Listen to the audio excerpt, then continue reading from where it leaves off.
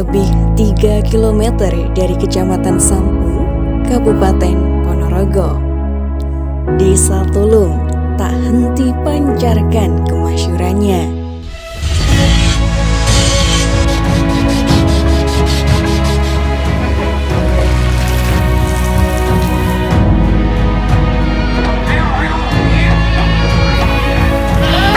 Bahannya kalau dari Ponorogo belum ada mas, luar kota semua. Kalau hujan mau datang, kita tutup pakai plastik. Dengan adanya reog, itu masyarakat sering berkumpul. Sebenarnya pupuk itu di tanah kita sudah banyak. Tinggal kita bikin mall. Desa Tulung Tumoto.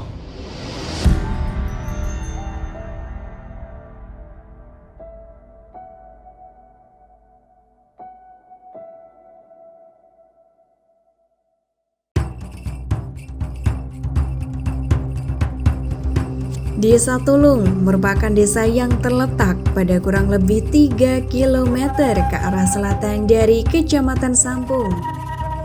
Desa Tulung mempunyai wilayah seluas 569,59 hektar dengan jumlah penduduk 3.764 jiwa. Desa Tulung memiliki 4 duku, yaitu Duku Tulung, Duku Dorokenong, Duku Pilang, dan Dukuh Medakilang. Mayoritas penduduk beragama Islam dan mayoritas pencahariannya sebagai petani karena 90% wilayah Desa Tulung adalah pesawahan.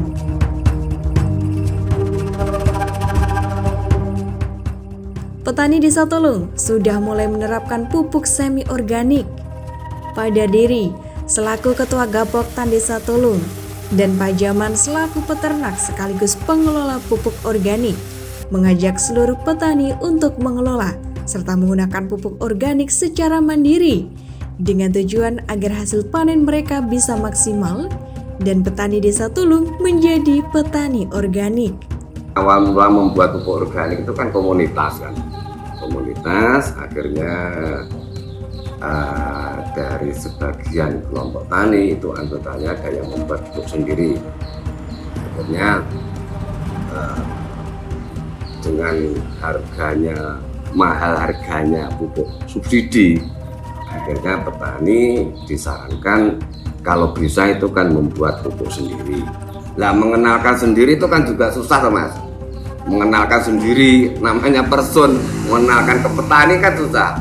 Harus lewat namanya kepengurusan satu desa, namanya kan Gapoktan. Kalau Gapoktan ada nanti setiap 35 hari itu ketemu, itu kan bisa sambung rasa dengan petani. Yo gini kan. Pupuk organik itu ialah pupuk yang dihasilkan dari sekitar kita. Contoh yang jelas itu kotoran sapi dan kotoran kambing, itu yang paling bagus. Lainnya seperti tumbuh-tumbuhan, daun rembut, pokoknya tumbuh-tumbuhan di sekitar juga itu termasuk pupuk kompos juga. Tetapi dalam proses pupuk kompos itu harus ada syaratnya. Kompos itu tidak murni kompos, ya. Kompos itu harus fermentasi. Arti di fermentasi itu apa? Sebenarnya itu dirageni, gitu. Karena apa? Namanya fermentasi itu banyak yang nggak tahu awal.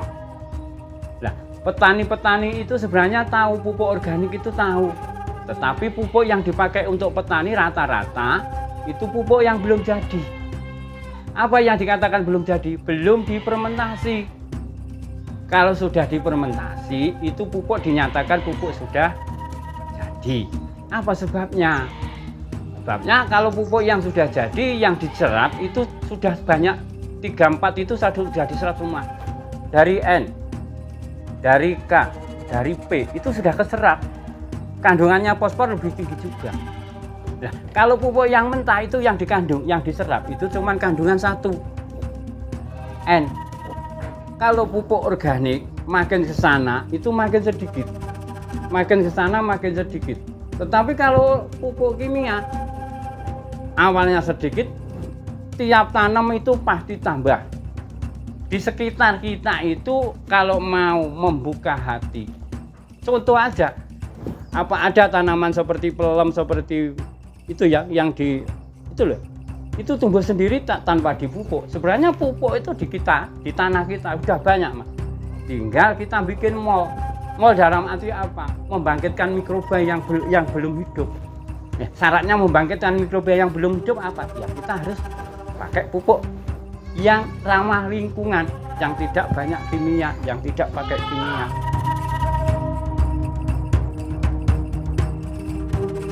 Selain itu, Desa Tulung juga memiliki wilayah hutan pohon jati yang telah dikelola oleh Perum Perhutani Divrek Jatim, di mana banyak para pekerja pengepul dari luar Desa Tulung mengirim kayu di sana.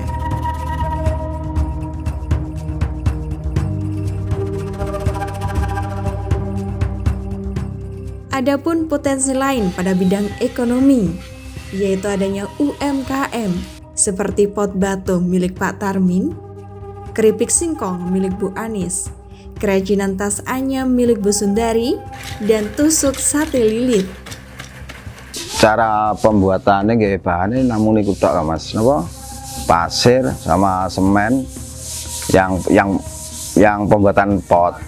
Terus yang bak mandi bahannya ya nggak pakai pasir, bak mandi nggak pakai pasir, cuman semen putih sama mil, terus pecahan marmer, itu tok bahannya. Proses produksi ini manual kok Mas, pakai cetok biasa, nggak pakai mesin, manual pokoknya. Bahannya kalau dari Ponorogo belum ada Mas, luar kota semua. Bahannya dari Surabaya, Pasar Turi. Awalnya ini Mas ini pembuatan, habis itu kan sekarang misalnya hari Senin kan ini bikin ya, habis itu Selasa pagi buka langsung digarap itu Mas, diamplas lah, diamplas kayak yang tadi belakang banyak debu nih. Habis itu habis diamplas dipelamir kayak yang ini Mas, ini kan dipelamir dulu, habis itu dikoting Mas, clear biar gilap. Habis itu udah selesai, siap jual Mas. Ya awalnya sih saya coba-coba. Aslinya keripik ketela rasa gadung ini sebenarnya itu salah satu usaha sampingan, dalam arti usaha utama awalnya kan keripik jamur dan budidaya jamur segar itu sendiri. Saya melihat pangsa pasar di sekitar saya itu kurang mendukung. Akhirnya saya mencoba sama suami itu mencoba keripik apa ya yang sekiranya semua konsumen itu bisa menikmati dan bahan bakunya juga mudah didapat di sekitar. Lah, saya mempunyai ide menemukan keripik ketela rasa gadung ini. Kemudian tahun 2019 saya dikenalkan sama teman-teman di UMKM. Ya bahan baku utamanya hanya ketela saja. Nanti ada bahan-bahan tambahan seperti garam, soda kue sedikit, itu aja.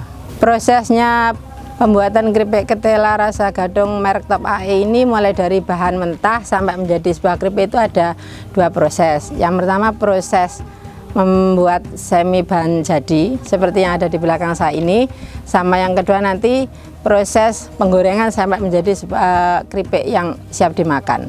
Kalau kendalanya itu salah satu cuaca, yang paling mendukung cuaca, karena kita kan masih mengandalkan sinar matahari full. Kalau waktunya penjemuran seperti ini sinar matahari mutlak diperlukan. Nah, kalau misalnya cuacanya musim penghujan, itu yang kita meminimalisir produksi. Tapi kita mencoba tetap produksi ketika masih musim hujan juga. Kalau misalnya seperti ini nanti kalau hujan mau datang kita tutup pakai plastik gitu aja. Jadi biar bisa tetap produksi. Selain itu, terdapat juga usaha kerajinan tas anyaman plastik milik Bu Sundari yang berdiri sejak tahun 2019. Berawal dari beliau yang belajar bersama temannya, Bu Sundari dan suaminya berinisiatif mendirikan usaha kerajinan anyaman sendiri sehingga bisa berkembang pesat dan dikenal oleh warga sekitar Ponorogo. Ada juga usaha tusuk sate lilit yang telah digeluti oleh Pak Dardiri. Produksi usaha rumahan yang memanfaatkan bambu serta melalui proses dengan mesin yang canggih ini memperkerjakan 2 karyawan untuk setiap produksinya dengan mampu menjangkau pemasarannya hingga ke Pulau Bali. Potensi yang dimiliki Desa Tulung tidak cukup sampai situ saja. Pada bidang kebudayaan, terdapat kesenian reok Taruna Budaya Tulung dan juga budaya Kenduri yang masih kental dan selalu dilaksanakan dalam acara-acara syukuran.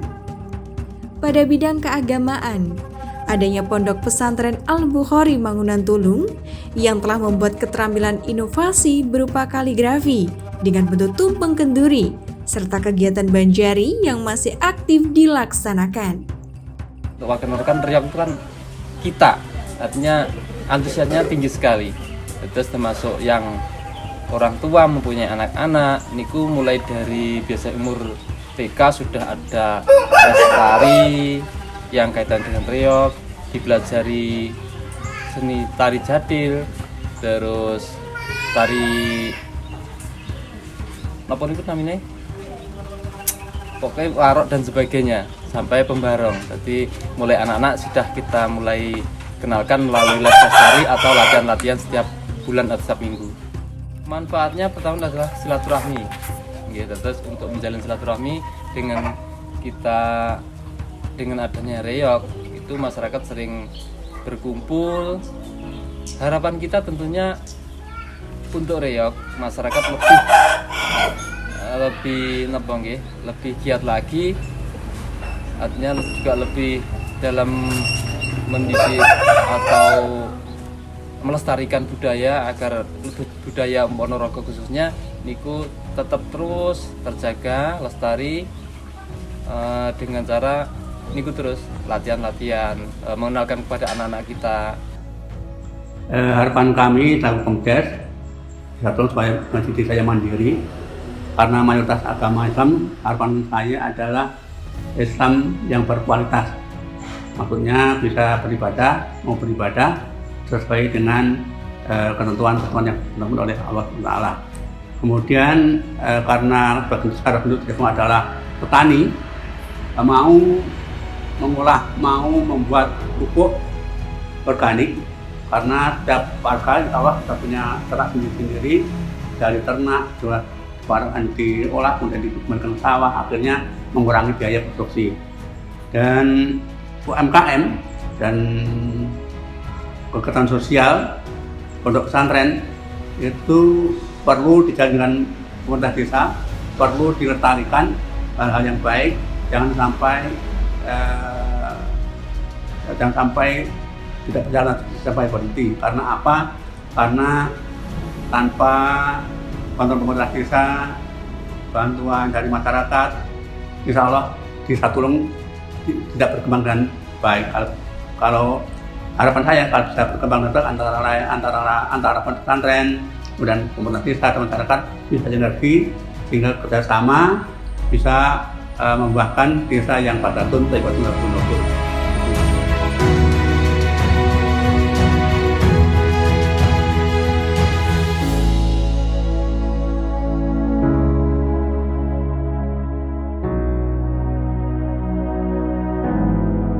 Desa Tulung Tumoto.